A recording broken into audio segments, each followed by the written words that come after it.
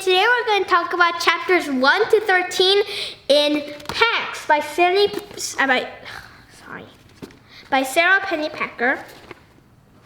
This is a National Book Award, but has won a National Book Award, like The Penderwicks, which is another great book. And I've made a book club about that, so I just wanted to say that for people who like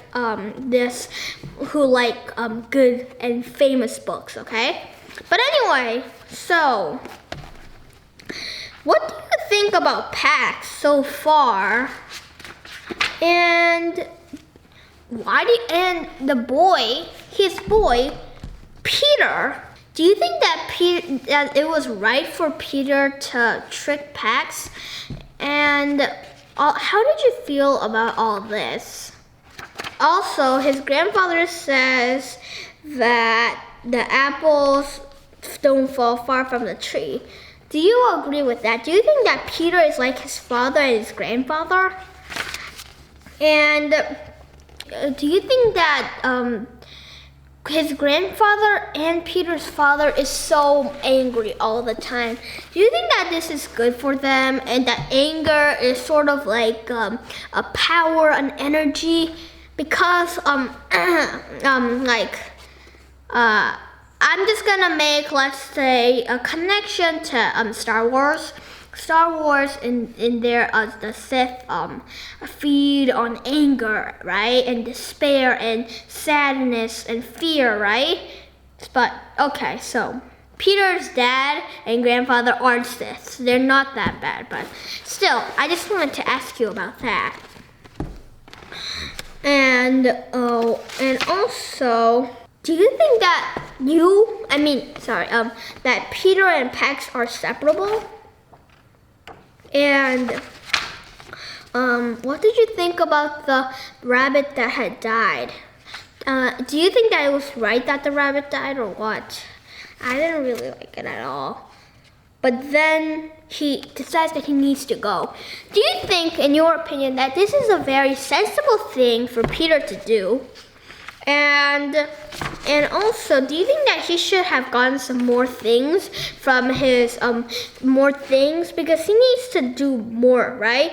I mean, he needs to get some more. Do you think that he needs to get more food or a flashlight or maybe something else to help him? Okay, chapter 3.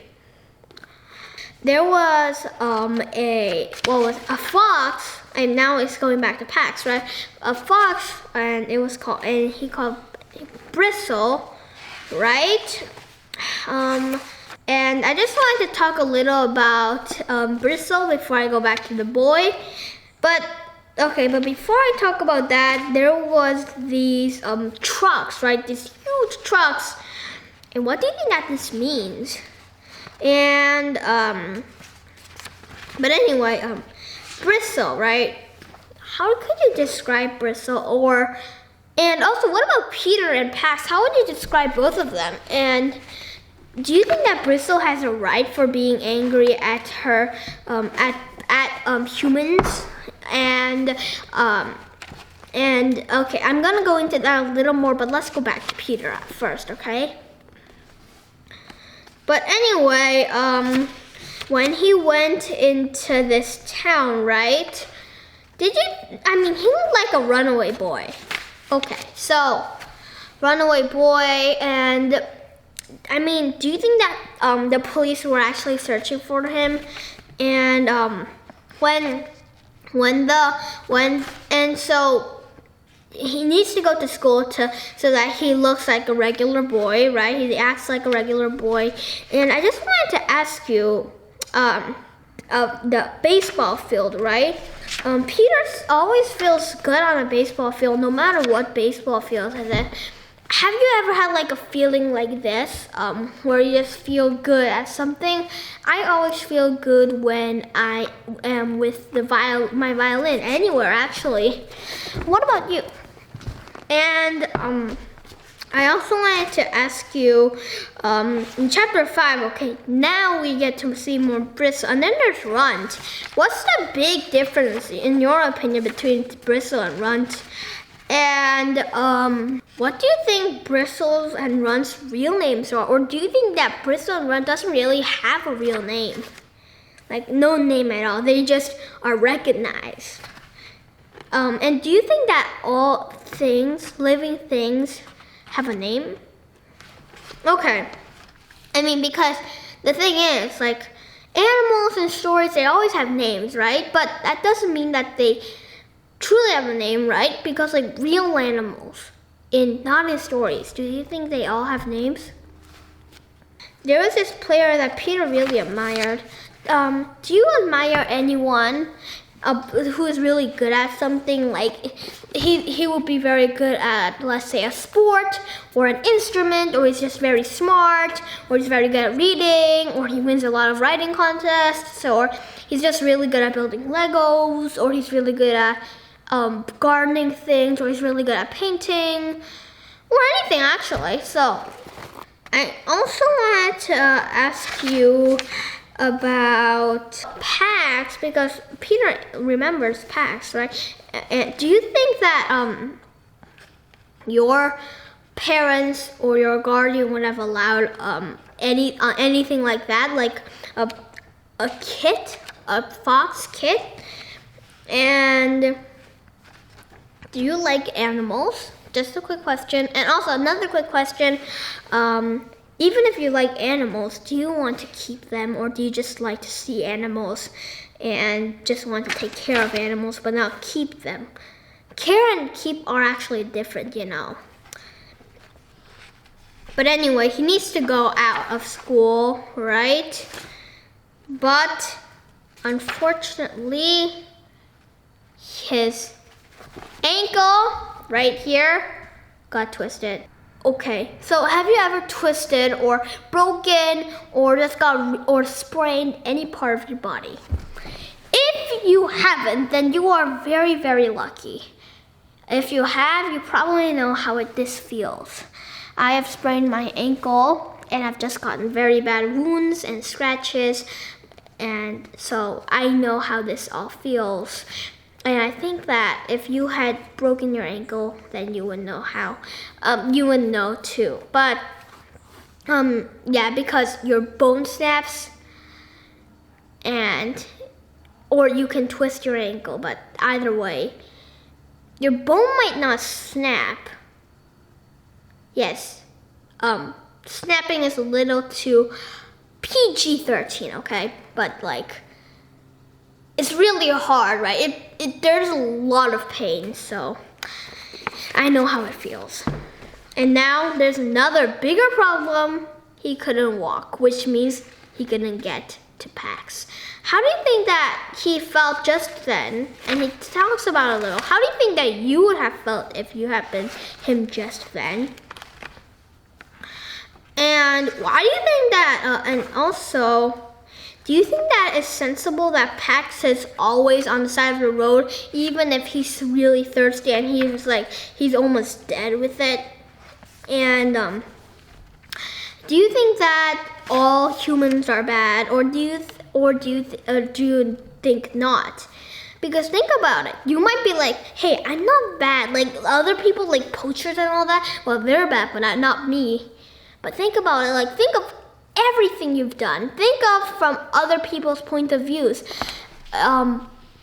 Is that true? Everyone's done something bad. Everybody. And also, do you think that war ruins everything? And then I also wanted to tell you about Peter. There's a woman standing over him. Her name is Vola, right? So, what do you think about Vola? How could you describe her? And do you like Vola? I mean, like she's not bad, right? And do you think that I was right that Peter went into her barn? And I also wanted to ask you do you think that Vola is nice or not? Because but the one I really wanted to ask you was about Peter's leg, right?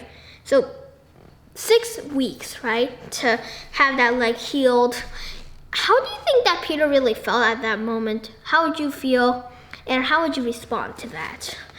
And also, if you had been Peter, how would you react to all of those knives and saws and like things like that, and that were hanging from the walls?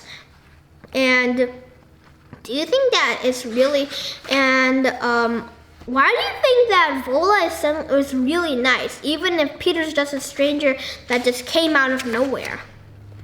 I also wanted to ask you about Bristle and what the story that she told. After that, did you feel a little bad about humanity, or were you still like, hey, lots of people are very good, that Farmer was the only bad guy? How did you feel after that, reading that? And chapter 10, right? So,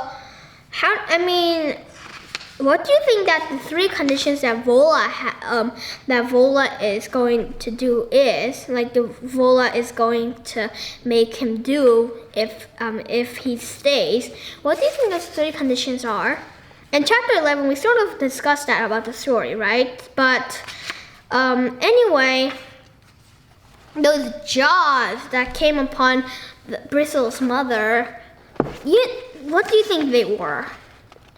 And I'm not very sure if I said that we would do to 1 to 13 or 1 to 11. But I'm very sorry because this only goes up to 11 actually, okay? So, very sorry about that mistake. But anyway, hope that you had an awesome day with Pax. And also, with Pax, this story. And I hope that you read more of this, one of my favorite all-time books. When you go into the heart of the story, then it gets really interesting. Right now, it's only introductions, the beginning, but when you get into the heart of the story, it gets much more interesting. So I hope that you enjoyed the rest of the story. Hope that you have an awesome day. And also, try not to abandon your pets, okay, on the roadside. It can lead to some serious consequences. Bye!